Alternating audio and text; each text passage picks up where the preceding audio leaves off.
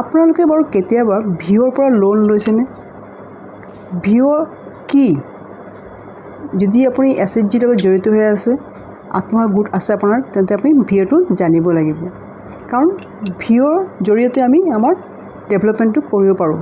ভিঅ' হৈছে আমাৰ এটা ভিলেজ অৰ্গেনাইজেশ্যনছ, হয় নহয়? যদি আপুনি গাঁৱত আছে তেন্তে এইটো ভিলেজ অৰ্গেনাইজেশ্যন কোৱা হৈছে। এইটো টাউনতো আছে। গতিকে ভিঅ' কি, ভিঅ'ৰ পৰা আমি কেনেকৈ লোন ল'ব পাৰোঁ, আজি সেইখিনি আমি আলোচনা কৰিম। হাই, মই ৰত্ন দত্ত, এছএইচজি মটিভেশ্যনেল ট্ৰেইনাৰ। আজি মই ক'ব গৈ আছোঁ যে আমি যে ভিঅ' বুলি কৈছোঁ, ভিঅ'টো কি? ভিঅ' হৈছে ভিলেজ অৰ্গেনাইজেশ্যনছ। এইটো অসমীয়াত কৈছে গ্ৰাম্য সংগঠন। যদি আপুনি এছএইচজিৰ লগত জড়িত হৈ আছে তেন্তে ভিঅ'ৰ লগতো আপুনি জড়িত হ'ব লাগিব। তাৰপিছত আকৌ CLFৰ লগতো জড়িত হ'ব লাগিব। গ্ৰাম্য সংগঠনটো কেনেকৈ গঠন কৰা হয়? গ্ৰাম্য সংগঠনটো হৈছে যে আপোনালোকৰ পঞ্চায়তত যদি 10টা এছএইচজি আছে, এটা এছএইচজিত 10গৰাকী সদস্য থাকে, এনেকৈ 10টা এছএইচজিৰ পৰা দুগৰাকী প্ৰতিটো গোটৰ পৰা লৈ নিয়া হয়। সেই দুগৰাকীকে নিয়া হয় যে 20জনী মহিলা আহে, সেই 20জনী মহিলাৰ জৰিয়তে এটা সংগঠন তৈৰি কৰা হয়।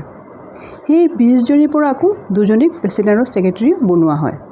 গতিকে 10টা এছএইচজিৰ পৰা দুগৰাকী লৈ পেলাই এটা ভিঅ' গঠন কৰা হয় আৰু সেই ভিঅ'ৰ পৰা আকৌ তাত প্ৰেচিডেণ্ট ছেক্ৰেটেৰী বনোৱা হয়।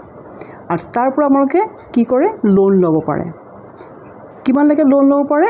আপুনি 1 লাখ টকাৰ পৰা 5 লাখ টকালৈকে আপোনালোকে এই ভিঅ'ৰ পৰা লোন ল'ব পাৰে। আৰু ইয়াৰ ইণ্টাৰেষ্টটো খুবেই কম, অনলি 1%। গতিকে যদি আপুনি ভাবিছে আপুনি এছএইচজিৰ লগত জড়িত হৈ আছে, তেন্তে আপুনি যদি এছএইচজিৰ পৰা লোন লয়, এছএইচজিৰ পৰা লোন ল'বলৈ আমি ইমান টকা নেপাওঁ। এটলিষ্ট আপুনি যিখিনি টকা জমা কৰে এছএইচজিত, তাৰ পৰা আপোনালোকে লোন ল'ব পাৰে। কিন্তু ভিঅ'ত কি হয়, আমাৰ এই গোটেইকেইটা এছএইচজিৰ পৰা টকাটো তাত ভিঅ'ত যায়। তাৰ পৰা আমি ডাঙৰ লোন এটা ল'ব পাৰোঁ। গতিকে ভিঅ' আমাৰ এছএইচজি মহিলাসকলৰ কাৰণে খুব ডাঙৰ সংগঠন হয়। এই সংগঠনৰ পৰা আমি কি কৰোঁ? লোন ল'ব পাৰোঁ।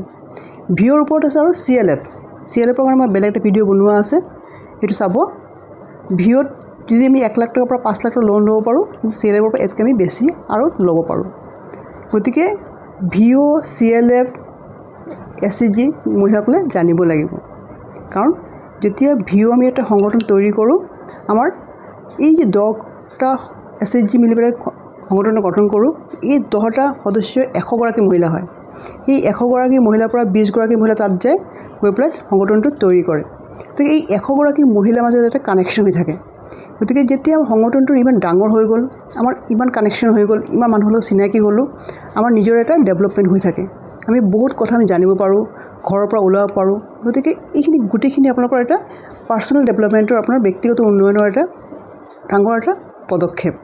গতিকে যদি আপুনি এছএইচজিৰ লগত জড়িত হৈছে, তেন্তে আপুনি ভিঅ' জানিব লাগিব, আৰু ভিঅ' জানিলে আপোনালোকে CLFত জানিব লাগিব। গতিকে এই ভিঅ'টো কি আজি গম পাইছে চাগে, আৰু ভিঅ'ৰ পৰা আমি ধুনীয়াকৈ লোন ল'ব পাৰোঁ। লোন লৈ পেলাই আমি কিবা এটা নিজৰ উন্নয়ন কৰিব পাৰোঁ। যদি এইখিনি আপুনি জানে, তেন্তে আপুনি এছএইচজিত থাকি পেলাই আপুনি নিজৰ ডেভেলপমেণ্টটো কৰিব পাৰিব। যদি ভিডিঅ'টো ভাল লাগে, লাইক শ্বেয়াৰ কৰিব, ছাবস্ক্ৰাইব কৰিব। ধন্যবাদ।